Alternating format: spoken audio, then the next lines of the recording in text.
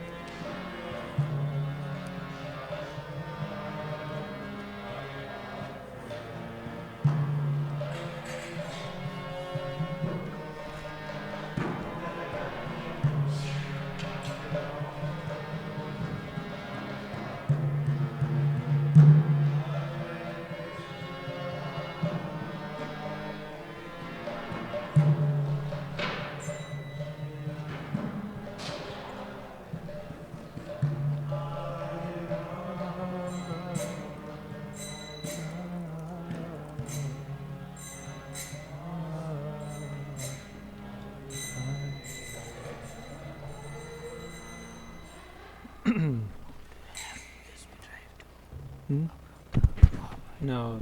Anyway. You don't... Sure.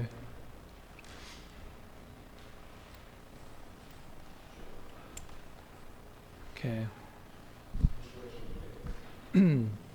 Well, just like a normal class, and then depending on what everybody votes on, we'll decide.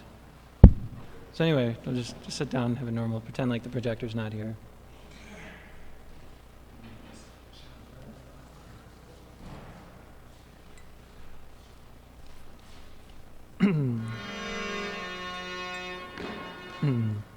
Jaya Radha Madhava Kunja Bihari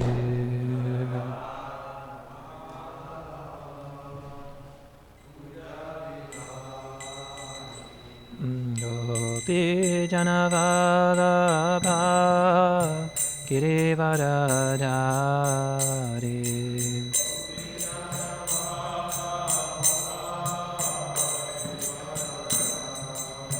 Yashodanandana Rajajanaranjana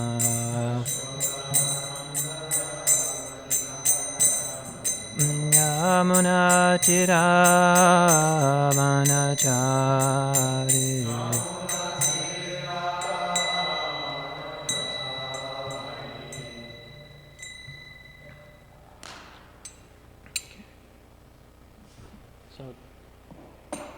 Normally Nityananda Prabhu was supposed to be here and give class, but he's not feeling well. So he asked me to do something. So either zero preparation whatsoever. So I figure we can read the verse, see if there's any discussion, and if there's not, then we could just hear a Prabhupada class on this topic, or on this verse. But I was thinking we could do both, yeah. I was thinking we could have a little discussion, see how it goes. If it's really lively, then we'll just continue the discussion. If not, then we'll go to Prabhupada class. So it's a group effort here. Okay.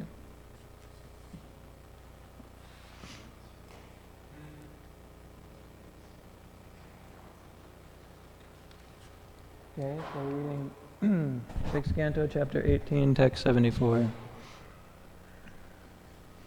Om Namo Bhagavate Vasudevaya. Om Namo Bhagavate Vasudevaya. Om Namo Bhagavate Vasudevaya. Om Jnanatimrandasya Gnanjana Shalakaya Chakshurunmalitam Tasmai Shri Gurave Namaha. Okay, so text 1874. It's not.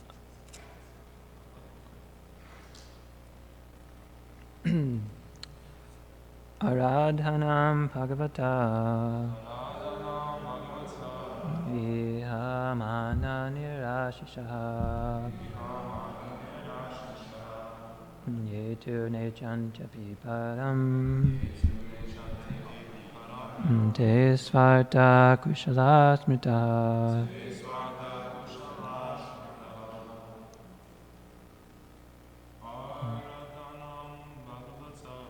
Radham Bhagavata Ihamana Nirashisha Yetune Chantyapi Param Desvata Kushalasmita Radhanam Bhagavata Ihamana Nirashisha Yetune Chantyapi Param Desvata Kushalasmita Aradhanam Bhagavata Ihamana Nirashisha Yetune Chantyapi Param Desvarta Kushalasmita Aradhanam Bhagavata Nihamana Nirashisha Yetune Chantyapi Param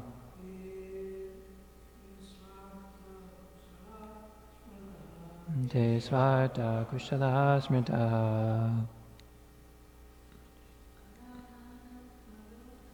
Aradhanam Bhagavata Ihamana Nirashisha Yetune Chantyapi Param Desvarta Kushalasmita Aradhanam. The worship Bhagavata of the Supreme Personality of Godhead. Ihamanaha, being interested in. Nirashishaha, without material desires. Yea, those who, too, indeed, na ichanti, do not desire. Api, even, param, liberation, te, they, svarta, in their own interest. Kushalaha, expert, smritaha, are considered. Translation: although those who are interested only in worshipping the Supreme Personality of Godhead do not desire anything material from the Lord, and do not even want liberation, Lord Krishna fulfills all their desires. Purport: when Dhruva Maharaj saw Lord Vishnu, he declined to take any benedictions from him, for he was fully satisfied by seeing the Lord. Nonetheless, the Lord is so kind that because Dhruva Maharaj, in the beginning, had desired a kingdom greater than his father's, he was promoted to Dhruvaloka, the best planet in the universe. Therefore, in the Shastra it is said, Akama sarvakama kamava moksha kama udaradhi tivrena bhakti yogena yejata purusham param. Quote, a person who has broader intelligence, whether he is full of material desires, free from material desires, or desiring liberation, must by all means worship the Supreme Whole, the Personality of Godhead. One should engage in full devotional service. Then, even though he has no desires, whatever desires he previously had can all be fulfilled simply by his worship of the Lord. The actual devotee does not desire even liberation. Nyabhilashita shunyam. The Lord, however, fulfills the desire of the devotee by awarding him opulence that will never be destroyed. A karmi's opulence is destroyed, but the opulence of a devotee is never destroyed. A devotee becomes more and more opulent as he increases his devotional service to the Lord.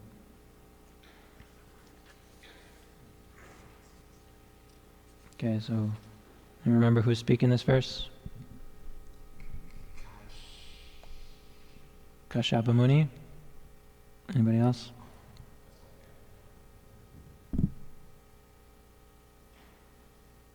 Indra, believe it or not. And Indra is the one who's kind of apologizing for killing or trying to kill Diti's son in the womb. Diti, and then, anyway, the son turned it. Diti's child, Indra cut him into 49 pieces, and they all became 49 different living entities, the Maruts. That's what we're reading about. So now Indra is kind of speaking with Diti, who is his aunt, and just kind of saying, I'm sorry, and talking, now he's sober, so he's speaking, he's speaking, transcendental knowledge now. Okay, I remember one time, I don't know if you guys have ever seen these dolls. There's like these, one time there's this one devotee in Houston, he gave me these dolls. They were called Gornitai dolls.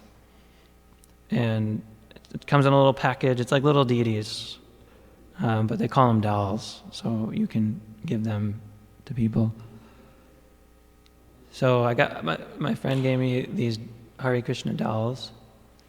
And then on the back of the box, it said something like, if you worship them, they will fulfill all your desires.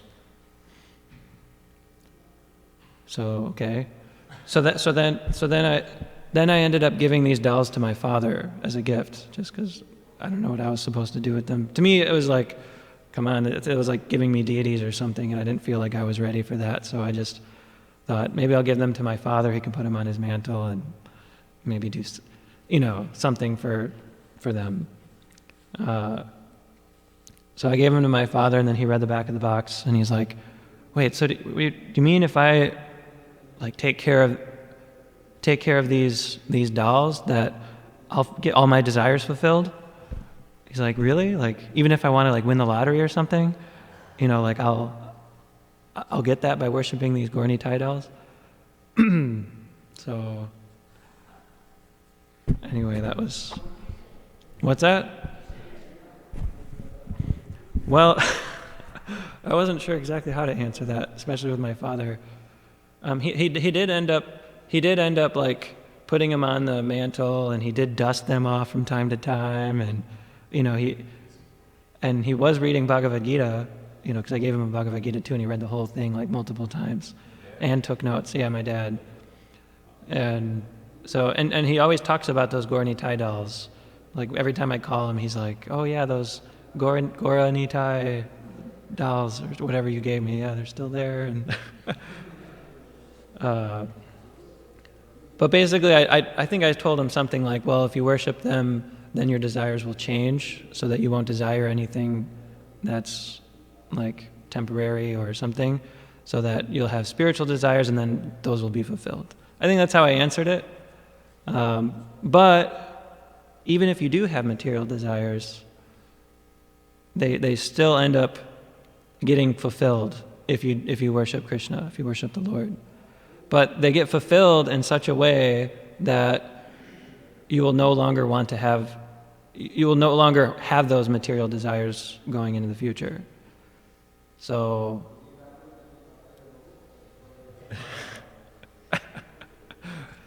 yeah.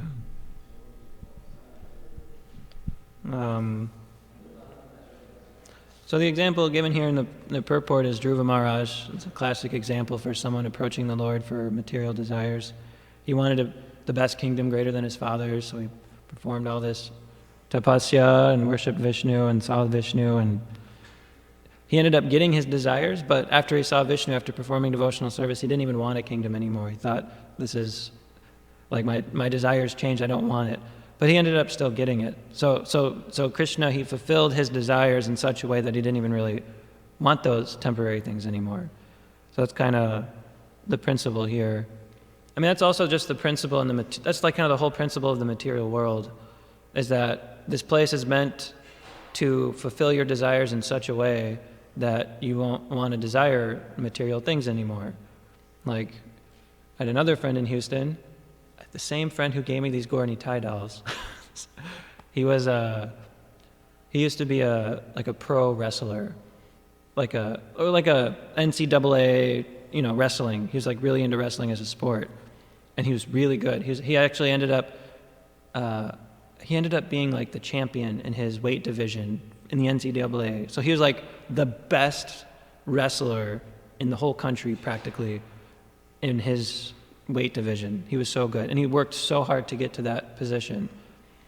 And the whole time he was thinking, oh, if I just win this NCAA, this college championship or whatever, then I'll be happy. So that was his desire. So then he ended up working hard. He ended up achieving the desire, but then as soon as he got the desire, or as soon as he won, he thought he would be happy. But what actually happened was he ended up just sad. And he didn't even know why he was sad. He just thought that, hey, I'm supposed to be happy. I just won the championship. Why am I sad? But then he realized that here I spent all my time and energy trying to get this win this championship, and it's not as great as I thought it was going to be. I thought it was going to give me so much more happiness, but it didn't. So then after he got that, he didn't really desire to wrestle anymore, at least like in terms of competition and whatnot. Of course, the same friend, he ended up using his wrestling skills in the service of Krishna, which is kind of a funny story. One time there was this like army guy who ended up moving into the temple. He was a little rough around the edges. He had a little difficult time getting along with devotees. And no, let me take that back. He was an army guy, but he was wanting to leave the ashram. For whatever reason, he was wanting to leave. And Tamal Krishna Maharaj, who was kind of overseeing the ashram at that time or something, he said, you can leave, but first, you can only leave if you can beat this devotee, Sarvabhauma, in a wrestling match. Sarvabhauma is this really short guy. He looks very unassuming. He's like, you would never think that he was like a championship wrestler. But there's this army guy, really buff and strong, and like, and this army guy was like, yeah, sure, no problem. I'll easily wrestle him, and then I'm getting out of here. So and then they ended up wrestling, and then Sarvabhauma just took him out in like no time at all. So then he stood, but then after some time he left. But anyway, nevertheless, he did stay for some more time after that wrestling match. So anyway, these are, I guess, some thoughts that I had about having a desire and having it being fulfilled. I'm sure everybody has got stories of, or another example that I was thinking of is, because the sentence here said, then even though he has no desires, whatever desires he previously had can be fulfilled simply by worship of the Lord. So I had this experience, maybe some of you have also had this experience, where you liked certain movies before coming to Krishna consciousness, and you had a desire to see certain movies, then now that after you come to Krishna consciousness, I mean, you still kind of like those movies because the samskara is still there. You still think they're funny and whatnot. Like you can't like kind of get over that. Like some movies like Office Space, I think is just hilarious no matter how many times I see it. But you'll notice that after you come to Krishna consciousness, then any movies you see after that, like new movies that you don't have like a samskara for, but just like new movies, they're not, there's no life. You just can't get into them. You can't like any more new movies. So even though you might have the desire to see movies or whatnot, and let's say Krishna does allow you to, go ahead, go to the movie theater every now and then and watch a movie, go online, Netflix or whatever you do, then you still can't like really enjoy those movies as much as you could. So Krishna fulfilled those desires, but in such a way that you didn't want to keep pursuing those desires. So anyway, maybe some other devotees can think of other examples of this principle of wanting something, like desiring something, and it being fulfilled, but it was fulfilled in such a way that you didn't really... Yeah, I'm sure we can all think of it. Ruktuk, I'm sure, has something.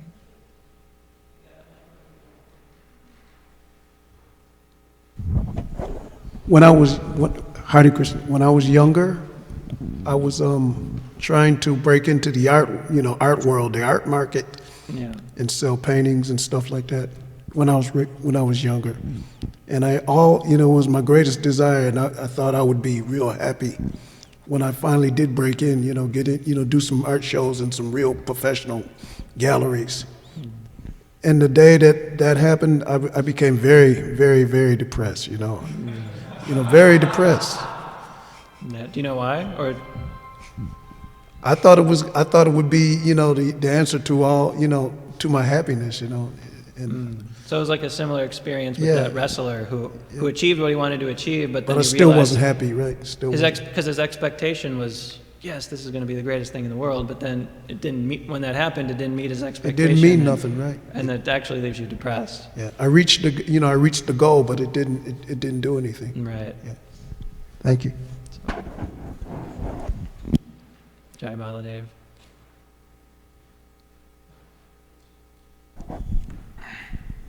Hare Krishna. I really like this type of discussion because, like Rata said, you kind of get the opportunity to learn more about devotees. Like, most of us didn't know that about Rata. Of course, I spent a lot of time with them. So these type of discussions, it'd be nice to have them kind of more in Bhagavatam class because you kind of get to know devotees personally, and they, get the opportunity to share their experiences coming to Krishna consciousness. But this particular subject matter reminds me of just something not necessarily specific, but just something in general, broad. Like, we all desire, let's say your wrestler friend, he thought he'll be happy coming to this prestigious position and winning in AACP wrestling title. But in general in our life, we all desire honor and respect. And we could see that if we don't get it, that completely, that's how we desire respect. When you don't get it, you think you don't desire it, but when somebody disrespects you, you get all, bent out of shape. That means you already desired it. That's the indication that you desired it. That if you get bent out of shape, that means you had that desire. And so this brings to mind in chapter 13 of the Uddhava Gita, it describes that who is a rich person and who is a poor person. So it says one with good qualities is rich, and one who's dissatisfied with life is actually poor. So you may be like the richest person in the world. I remember Radhanath Maharaj said, if you're the richest person in the world, but if someone insults you, you can't think, you can't eat, you're just meditating on revenge, so you're actually poor. So these bad qualities like envy, pride, they're actually thieves. They rob you of your wealth, the wealth of your peace of mind. And so I was kind of appreciating these points, which are essential to kind of meditate on every day because they come up all the time, this desire for respect. So we all have this desire to be kind of like the center. And I would like a lot of more explaining about something else on this, but I would like to see if anybody else wants to say something in this regard, if you'd like to comment on that. Michael? Back to these experiences of getting what you want, not being satisfied. Back in the day when I used to play video games, I'd be very determined to finish the video game, beat it 100% through. But then once I beat the video game, it's kind of like, what now? And then you get sick of video games altogether because it's then like... then you go back and do it again. You're like, I spend $60 on a new video game, but I'm still going to get that what now feeling and still get depressed. So ultimately, you get more and more miserable until like altogether video games becomes dissatisfying and you just want to stop altogether. Right. Kind of just like your friend, That's an interesting example because now they've made video games where they're so like engaging, and they realized this flaw in video games that once you beat it, it's no longer fun. So now they have these, RTS real-time strategy or real-time online games where you can like face other people and like you just enter into this whole new virtual world. They got games like World of Warcraft, and there's probably so many other games like that. I used to play Warcraft 3, and Warcraft 3, and I used to be really good in it. I used to be really like into these kind of things. And the thing is, you can beat a game and then you're done with it, but with these new kind of video games, you can never get, you might never get sick of it, because there's always something new and exciting, and there's always new people to play, there's new ways to play it, and you could go on doing that forever, so much so that there's like these people in Taiwan that they get so absorbed into these kind of video games that they'll go on these binges of like playing video games for days and days straight without sleeping, eating, or anything. They'll just be so absorbed. And then I know of at least 2 cases where people have died from just sitting there playing a video game, and then they just get so absorbed that they literally die. So that's kind of like the extreme of what's that? From heart attacks. Right, yeah, they're supposed to be like like the prime of their life, and they're dying from heart attacks from playing video games so much. So anyway, it's an interesting example. Himanshu has something to say. Wondering if you could answer this question, came into my mind. Seems like there's 2 strategies Krishna has in place to purify us. One is the fulfilling of our material desires and then leaving us feeling a little unsatisfied with it so that we can see the hollowness of the whole thing. The other is kind of bringing us right in face to face with our material desires. This is what he does to Arjuna. You know, he brings Arjuna right in front of his greatest attachments, Bhishma and Jonah, and then like kind of leaves it up to him. What do you want to do now? So can you comment a little bit about the second strategy? Because we're practicing Krishna consciousness, we have material desires, and Krishna brings us face to face with it, and then we're kind of like, didn't know it was there. And then where do you go from there, you know? Well, yeah, like that's the idea, is that how Krishna, I mean, there's some spiritual desire that these aspiring devotees have. They do want to someday somehow serve Krishna, and so there is some like real sincere desires in there for one who is sincere. So Krishna sees that sincerity, and then in order for one to be able to fulfill those real spiritual desires, you kind of got to deal with these material desires, kind of dissolve them one way or another. So Krishna helps us out by help us dissolve these material desires, and one of the most effective ways to do that is having Krishna put your material desires and attachments right in front of your face. And sometimes you don't even know they were there. And then Krishna puts them right into your face, because once something is kind of, you know, your desires and your attachments are kind of put in front of your face, now the enemy is exposed. So now there's a much better chance of dealing with those things, whereas before you didn't even know they were there. So how can you deal with something where it's not even there? What's that? They were in the storage. They're in the storage, right. So then Krishna brings them out, puts them in your face. Now the enemy's exposed. Now you get a chance to like kind of react to that. Either, you know, it's like a test of one's sincerity, depending on how we deal with that when our attachments are kind of touched like that. Jai Baladev's eager to share something.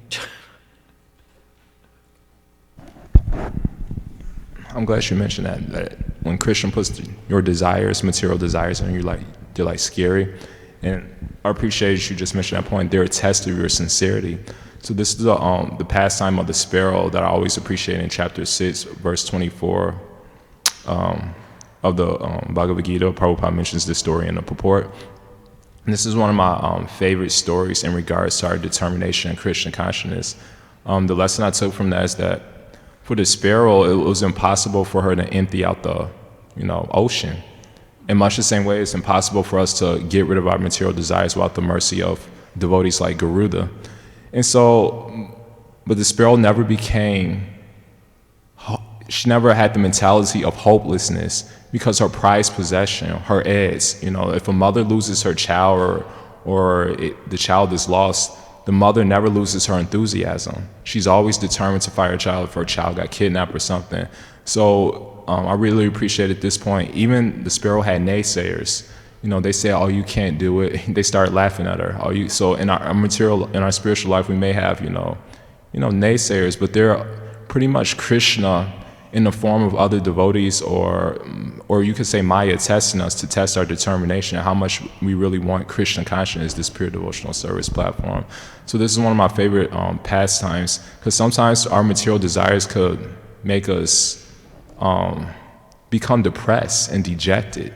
And so this reminds me of a verse in the Gita in chapter 3, verse 31. It says, Ye me matam idam nityam anutishtanti manavaha shradhavanto anusuyanto mushante te apikarma bi. It says that one who's, Krishna says that those who are faithful to this process can become free from the bounds of karma. And so we may all think, sometimes our material desires, we're like, oh, I'm not faithful, I shouldn't come to the temple, I'm obviously not faithful. That means I'm not going to be free from the bonds of karma. But Prabhupada makes a very nice point that I always keep in mind in the purport of that. I don't want to kind of butcher it, but can you go to 331? Is that possible on your computer? The last sentence of it. I mentioned it with Lakshmi Moni. Bhagavad Gita 331? Yeah, 331. It's, I think, an essential point, especially for people who come to Krishna consciousness for the first time, and just for devotees in general, who may be come dejected because they're overwhelmed with the ocean of material desires. But this is reason not to become dejected. It's simply a test our determination. How much do we really want this devotional service, this pure devotional service?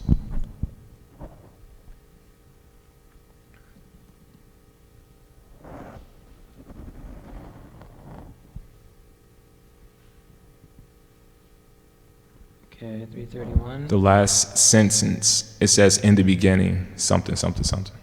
In the beginning of Krishna consciousness, one may not fully discharge the injunctions of the Lord, but because one is not resentful of this principle and works sincerely without consideration of defeat and hopelessness, he will surely be promoted to the stage of pure Krishna consciousness. Exactly. The sparrow didn't consider that, oh, this is hopeless. It was obviously a hopeless, impossible task, but she never considered that.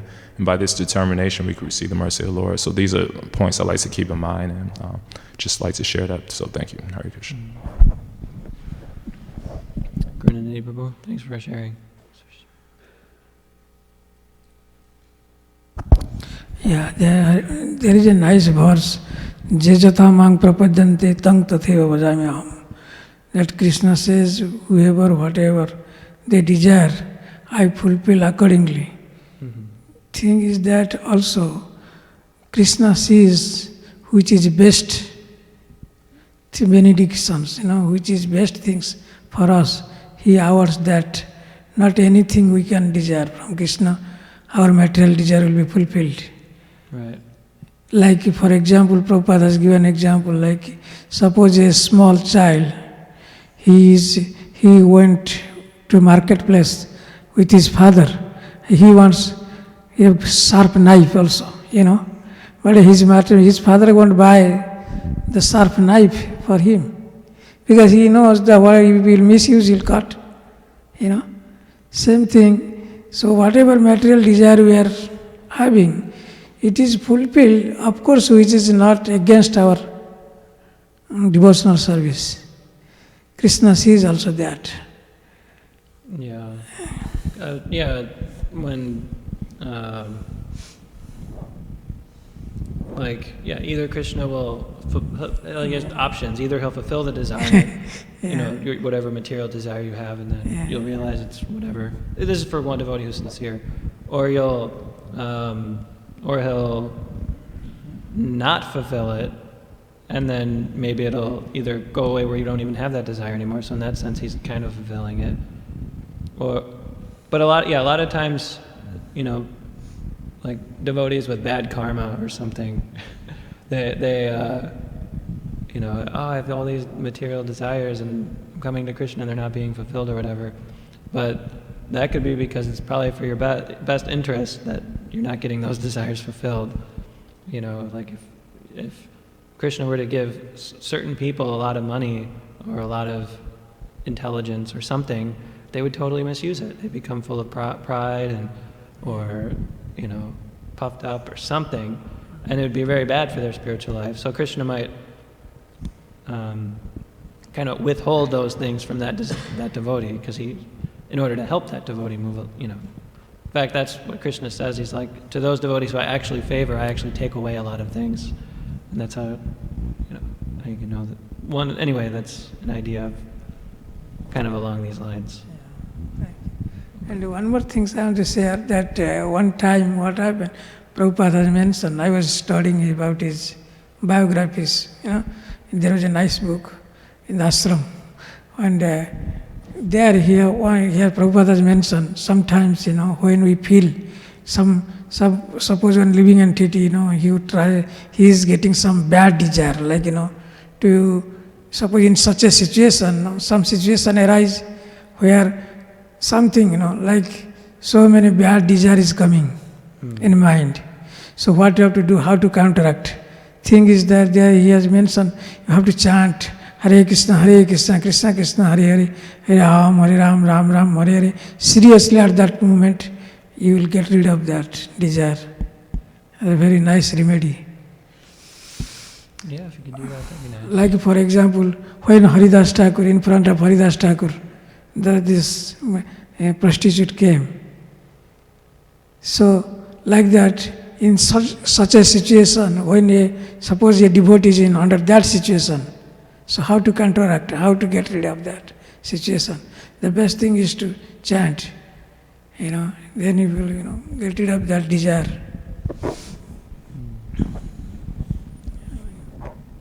Thank you. Yeah. Okay. Anybody else would like to share anything? Jordan.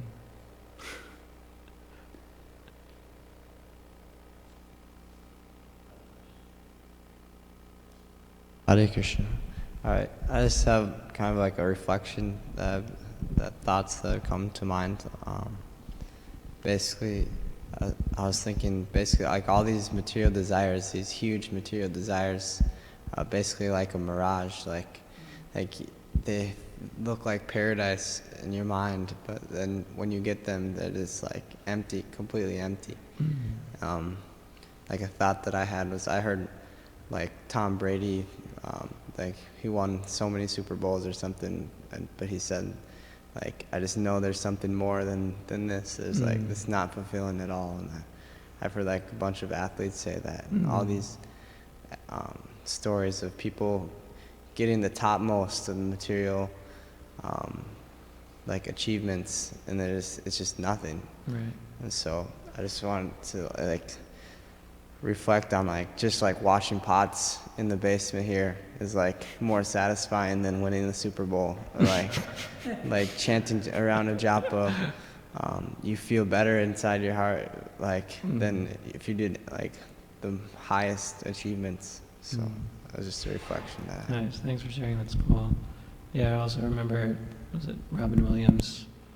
He was also like that. He said, Robin Williams, the comedian who committed suicide or something. He said, I can make, do you see the irony here? I can make anybody laugh. I can make the whole world laugh. I can make everybody happy, but I'm not happy. So, there's something, he was in the top, like probably the most famous comedian in the whole world, probably the best in what he's doing, but he was still unhappy. So anyway, that's a good point.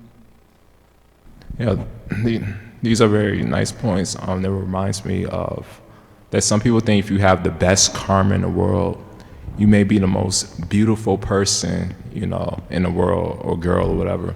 And you think, oh, they're happy. They must be happy. But we can see that most celebrities, they're actually the most loneliest person in the world. Why? Because people are surrounded by them due to motivation, material motivation. You may be beautiful, I want to exploit you for sex. You may be rich, I'm only around you for your money. So actually, even though they're surrounded by entourage of people, they're actually, in fact, lonely. No one's around them, actually, because it's all material motivation. And so we can see this is missing in their life, this love, but more than this love is, like Jordan said, this Christian consciousness. And so these are also points I like to keep in mind, I want to share, with you guys. So, Hare Krishna. If you have any comment on it was that. really nice that Jordan was able to relate that to pot washing. Not everybody can come to that realization with pot washing pots, but that's cool. Okay, anything else? Jitendriya.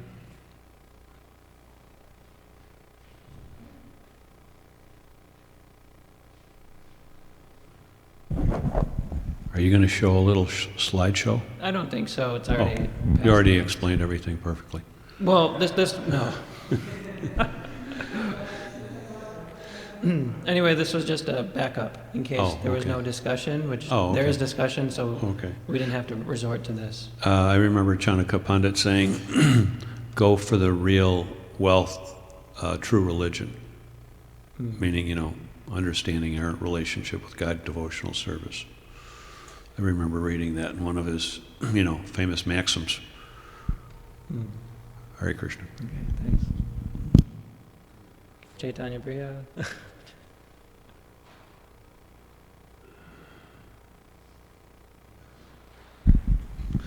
Hare Krishna.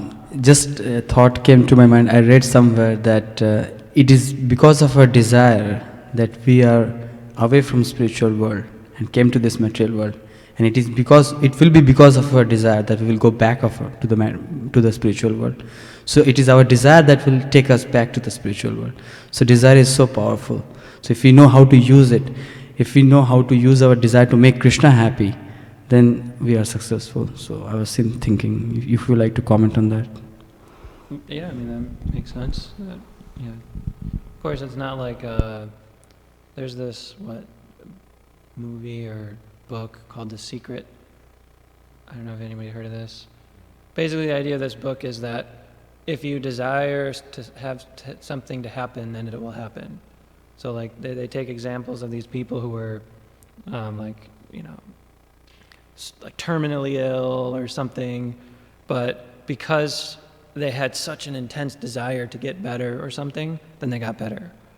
The idea is that the whole world kind of revolves around your desires, or at least your situation all revolves around your desires. Something like that, yeah. So this is only half true. This is, at least the way we understand things. It's not just, I guess it's not just your desires, but it's also your activities, what you deserve. Prabhupada says you must deserve and then desire. So just clarification, but yeah, it is true that desire is going to be the thing that gets us out of the material world, but as long as we don't misunderstand that, as long as I desire something to happen, then it will be true, or then it will come to pass. Because that might not be within your karma to, I desire to win $1 million, but it's not happening. So, because it's not within your karma. Okay. Jai Baladev.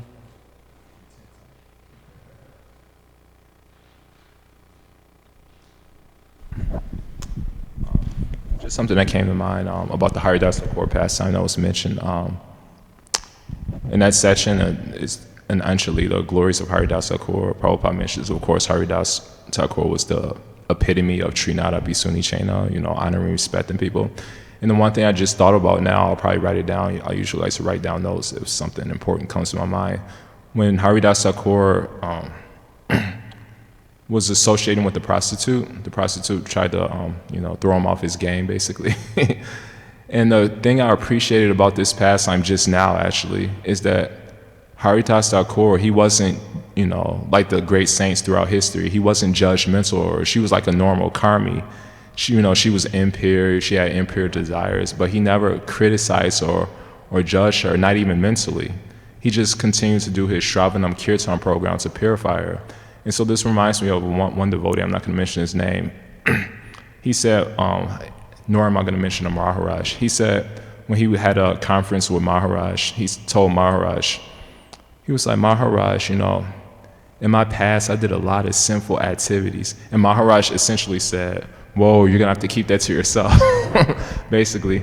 So he wasn't judging him, nor was it necessary for him to, admit all his, activities, because one cannot essentially dispel darkness with darkness, but only with light, this Krishna Katha, this Shravanam Kirtan program.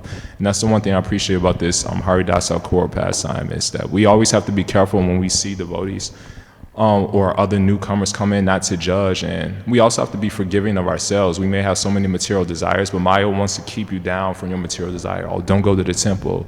You're not a pure devotee. You have so many desires. Don't associate with devotees. These are all thoughts, by Maya, just to test our determination, how much we want to sincere to come to Krishna consciousness. So this is the appreciation I want to share about the Haridasa core pastime and all the great saints and sages, that they're not judgmental. They have no judgment of anyone. They just continue this Shravanam Kirsa program just to try to purify them. So I appreciate that. So Hare Krishna. Thank you. Okay, thanks for sharing. Okay, thanks for everybody for pitching in to make this happen. This class happen. Okay, I think we'll probably end here. Thank you very much. Srila Prabhupada Ki Jai.